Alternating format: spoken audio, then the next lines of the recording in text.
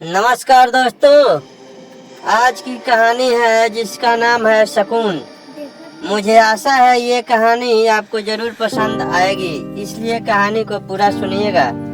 और चैनल पर नए हैं तो चैनल को सब्सक्राइब कर सपोर्ट करें।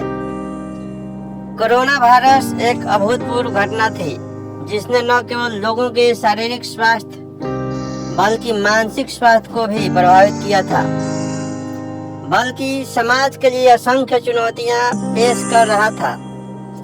उसकी बुनियाद ही हिलाकर मानवीय रिश्तों की ताकत की परीक्षा ले रहा था।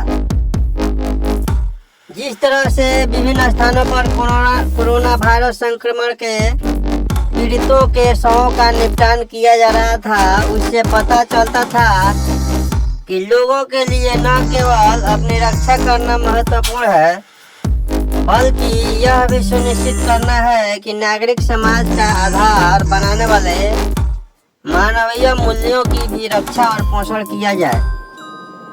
हमारे ही पड़ोस के फ्लैट में एक बुजुर्ग दंपति रहते थे। उनकी बेटी की शादी हो चुकी थी और वो अहमदाबाद में रहती थी। इनका एक बेटा भी था जो बेंगलोर में सॉफ्टवेयर इंजीनियर था। उस वक्त हालत ऐसे थे कि जो कुछ घर पर मौजूद है उससे ही गुजारा करना पड़ता था। पड़ोस के अंकल काफी एक्टिव थे, जबकि आंटी को गठिया रोग था, जिससे वो बिना किसी सहारे के चल नहीं पाती थी। उस दौर में हर कोई टीवी में लगातार समाचार देख रहा होता था। दोपहर का समय था। बालकनी से देखा एक एम्बुलेंस हमारे फ्लैट के आगे रुकी और कोरोना किट पहने 3-4 पैरामेडिकल के लोग उतरकर हमारी फ्लैट की तरफ लपके। उन्हें देख दिल धड़कने लगा कि किसे कोरोना हुआ है। अचानक पड़ोस से किसी महिला के रोने की आवाज आई। धीरे से दरवाजा खोल कर देखा तो वो लोग पड़ोस के पटेल अंकल को लेकर जा रहे थे। जैसे ही बाहर निकलने की कोशिश की तो मेरी बुजुर्ग माँ ने रोक कर कहा, बेटा बाहर मत निकल, घर में मैं हूँ, छोटे बच्चे हैं। इस हालत में ऊपर वाले से पटेल अंकल के ठीक ठाक घर वापसी की प्रार्थना ही कर सकते हैं। मैंने अपने बढ़ते कदम वापस खींच लिए और मजबूत असहाय सा अंकल को एम्बुलेंस में ले जाते हुए देखता रह गया। 3 दिन बाद जिसका डर था वही हुआ। पटेल अंकल गुजर गए।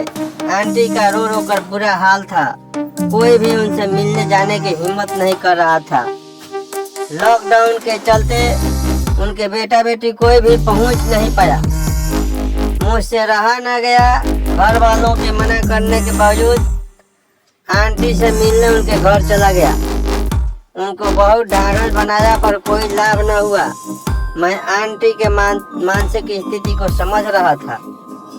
अंकल बिना आंटी का जीवन कैसा होगा, कल्पना करने से भी डर लग रहा था। बड़ी मुश्किल से आंटी को शांत कराया। आंटी बोली, बेटा मेरी एक मदद कर। इन हालातों में मदद मांगना भी स्वार्थ होगा, पर स्वार्थ ही सही।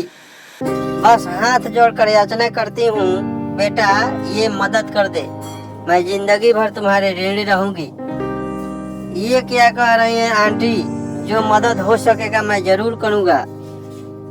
बेटा रोज टीवी देख रही हूँ किस तरह शवों को लवारिस की तरह गड्ढों में डालकर अंतिम संस्कार पैरामेडिकल वाले कर रहे हैं। मैं नहीं चाहती कि तुम्हारे अंकल की वो हालत हो।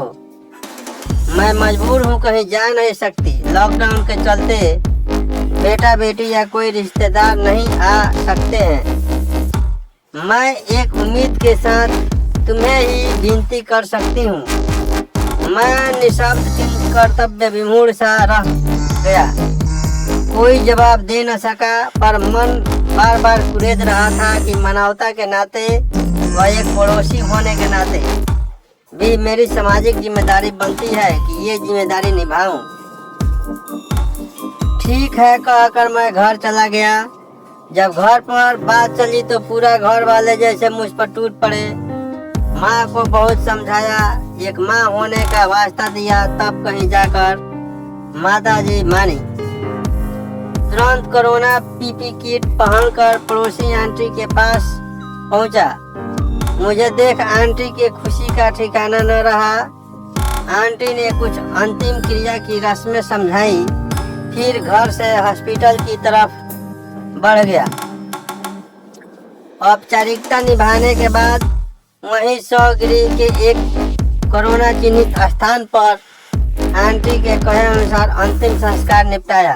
घर आकर नहा धोकर बालकोनी में बैठ चारों तरफ निहारने लगा।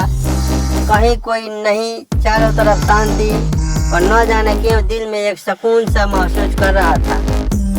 मन शांत था। मुझे न चाहते हुए भी अपने आप पर गर्व हो रहा था कि मैं ऐसे विषम परिस्थिति में भी एक असहाय महिला की मदद कर मानवीय मूल्यों की रक्षा की है। तो ये थी आज की कहानी। ये कहानी आपको कैसी लगी कमेंट में बताएं और लाइक और शेयर करें। धन्यवाद।